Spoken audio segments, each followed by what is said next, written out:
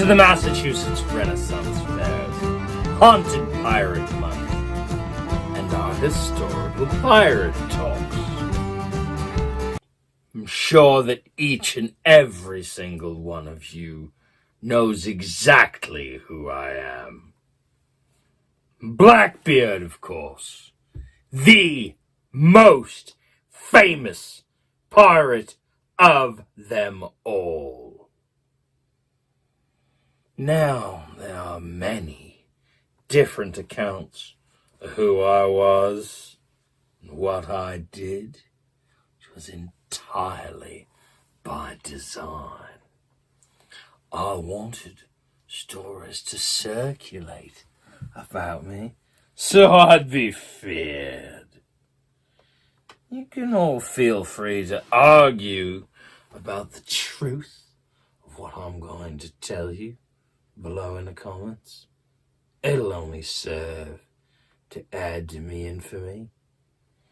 My name was Edward Teach. Probably. And I was an English privateer long before anyone had ever heard of me. Wasn't until I joined the crew of Captain Benjamin Hornigold that it began my career as a pirate in the late 1600s. I was Hornigold's first mate. First mate is the person you intend to captain the next ship you capture. And capture a ship we did. And christened her the Queen Anne's Revenge. And that's when I began my career as a captain. Now, I wasn't always the most level-headed or honorable pirate. Some say I may have caught an illness from one of my many wives that I had. It drove me mad. But even before that, I decided Captain Benjamin Hornigold was untrustworthy. So I'd made plans to get rid of him. Unfortunately, he caught wind of those plans and fled like a rat.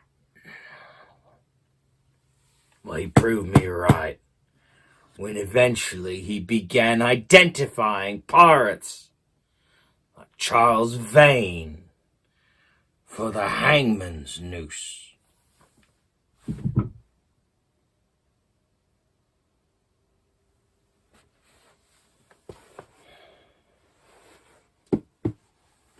Now, actually, story of how we met Charles Vane is funny. Many pirates ended up crossing paths during the golden age of piracy, and this was one of those very occasions. Our ships were passing and we showed our colors. Since we were both pirates, we turned our guns to the sky, show we meant no harm, and that we wanted a parley. Hornigold and I met with Charles Vane and his quartermaster, Jack Rackham, soon to be Calico Jack. And we talked for hours. Not long after that, I was attacked. Charles Vane marooned when Calico Jack mutinied. Bad luck, I guess.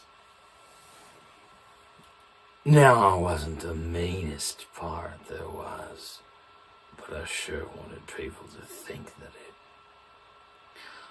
Not to say I wouldn't shoot someone who stepped out of line. And I was an excellent fighter. But I chose to employ theatrics to get me point across. I'd rumours circulating that I was a ghost. I'd made a deal with the devil to stay alive forever.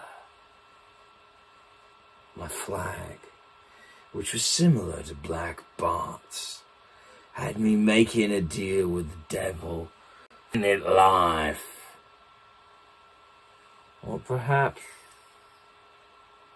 I was that devil. Hard to say, really, but it all scared people. And so I took to lighting the edges of my beard, with twine tied to my beard, on fire when we came across a potential score. It generally scared people into doing exactly what I wanted them to. That and the fact that I was of a much larger stature than the average man. Some may complain about how I treated them. Israel Hands never complained. He was my quartermaster. We were playing cards one night. I thought I was getting cheated. I blew out the candles, shot randomly under the table. I got hand in the leg. Hand in the leg. Good thing his name wasn't a leg. That would have been awkward, because he had a permanent limp from then on. When asked why I did it, I said, so people would never forget who I am. I am Blackbeard! Really, I was losing. Anyway, I did live in an island with a bunch of slaves for a time, but my infamy got the better of me. Everyone wanted to capture Blackbeard to make a name for themselves, especially those pesky colonists who I'd robbed multiple times. So I could not remain in hiding for too long. It's funny now to think about it. The very thing that made me so successful was my ultimate undoing. Eventually, the governor of Virginia ordered his dogs to hunt me down. When they finally caught up with me, 5 times, stabbed 20 before they could take me down. That's right, I was eventually killed, but I knew I would return to tell me tale. How, you ask? If you were unable to attend the Haunted Hills Pirate and Mermaid Festival last year, you may not be aware that Captain Hook, my little Jimmy, used the magic of Never Never Land to bring some of the most renowned pirates back from the dead. Now we rise in October every year, only to return to Davy Jones after All Hallows Eve, when the magic wears off.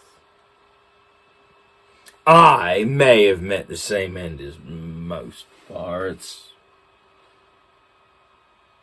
but I made sure my name would live on above all other pirates.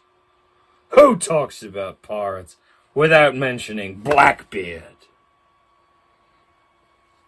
Thank you for listening to my tale. Become a patron to see exclusive content, or come find me at the Haunted Hills Pirate and Mermaid Festival next year at Tulgey Woods, Camp Chesterfield.